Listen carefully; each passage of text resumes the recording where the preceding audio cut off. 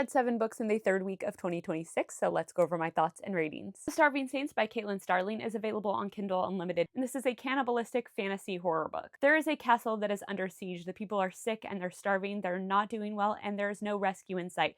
But then these divine figures show up one day, and they start healing people, they start feeding people, and morale starts going up in the place.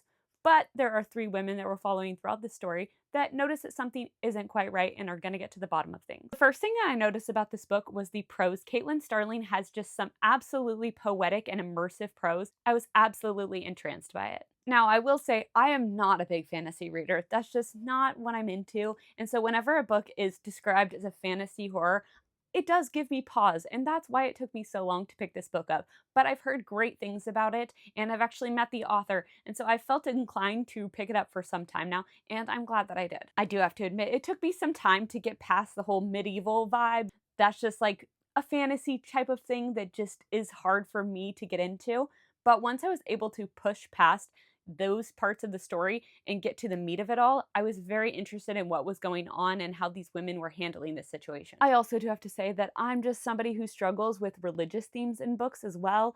I'm just not religious at all, and so I don't know, I just don't really have interest in reading about that. I did really enjoy these sapphic vibes, the relationships and the yearning, and I really enjoyed how the characters bounced off each other with their internal struggles and their internal motivations. I also really enjoyed the fact that parts of it felt kind of fever dreamy and confusing in an intriguing way that kept me invested and interested in how things were going to pan out. I also really liked the cannibalism part, but I do think that it could have been a little bit more heavy-handed. Ultimately, I don't think I was the target audience for this book, and while there were a bunch of things about it that I appreciated, it ultimately just isn't my taste. But I always think that it's a good idea to try out a book anyway and see for yourself, because you could be surprised, and I was surprised by a lot of things in this book, and I definitely will be reading more by Caitlin Starling because I absolutely love the way that she tells stories, and I love her writing. I do think that I will recommend this book in the future. I do think that it's a good book, even though it's not like totally my taste. I would probably still rate it around 3.5 stars. The Perfect Mother by Amy Molloy follows a group of mothers who are called the May Mothers.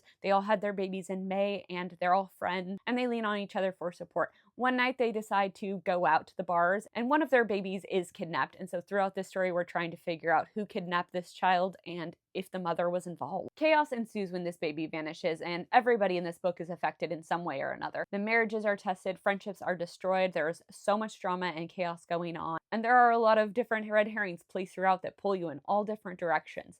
I will say though that the twist in this book didn't work on me. I have to be careful about how I say this because I don't want to give anything away. But there is an aspect in this story that we are kind of relying on to deliver this twist.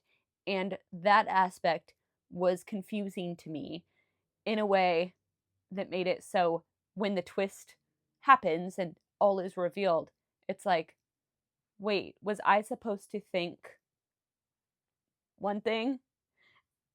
I don't know how else to say it. I was supposed to believe something that I didn't necessarily believe. And so when the twist happened, it was like, okay. I really wish I could do a spoiler review for this because I want to kind of talk about it in depth. But I do think that it was a really good and brilliant twist. I wish I would have fallen for it.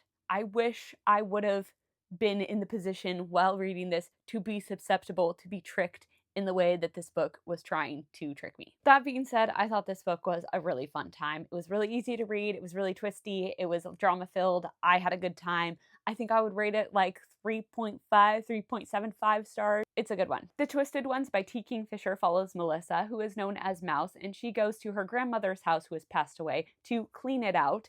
Her grandma was a hoarder, and she stumbles upon her step-grandpa's journal, and it basically sounds like a bunch of ramblings from somebody who has lost their mind. Little does she know these ramblings maybe are not as insane as she thinks they are. I recently read The Hollow Places by this author, and I loved it. It's fever dreamy, weird sci-fi kind of horror. This one starts off that way. We have this FMC that I really like and was rooting for, and she's put into this really strange situation, and there are some gruesome and creepy and weird things going on that were really intriguing to me. But as the ramblings of this journal seep more into reality, this book kind of takes a more fantasy forward turn that I just couldn't get on board with. I feel like I really want to like fantasy forward horror more than I do. Sometimes it really works for me if it's approached in a certain way, and other times it just doesn't work out for me. And I would say the first 60-ish% of this book was really working for me, and then the last 40% is where it lost me. Overall, I did enjoy this book. Like I said, I really enjoyed like the fevery dream aspects to it. I liked the psychological aspects to it. I liked the creepy, gruesome parts of it all.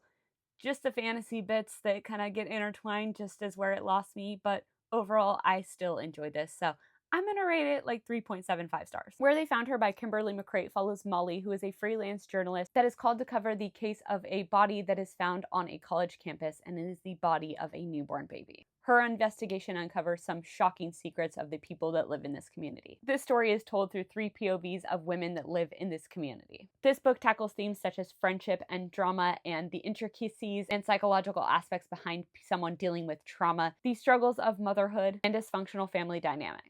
I will say I thought this book was quite disturbing at times. It was full of suspense. It kept me on the edge of my seat, and I was really devastated by things that happened in this book. I wasn't surprised by the ending, but it did feel like a gut punch. I thought this was an emotionally charged, well-crafted, well-written story with well-fleshed out characters that I really connected to.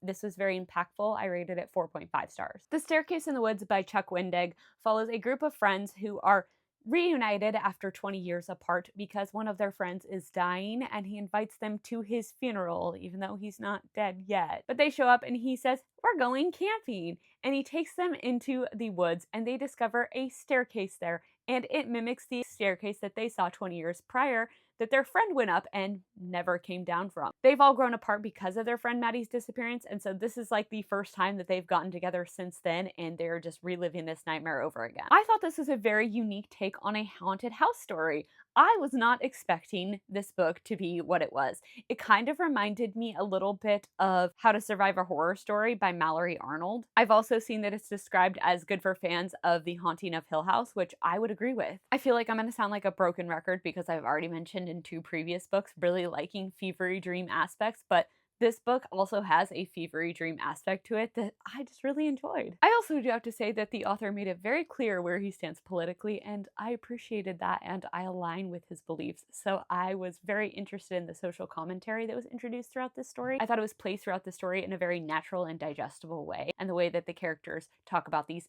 issues and stuff felt very real and true to how people should approach these issues. I thought the author did a good job of not only telling me but showing me who these characters are and what makes them tick, and was able to get into their psyche and feel for them while they were going through these various situations throughout the book, that I just felt really connected to the characters and the story. That being said, the ending kind of had me like, what?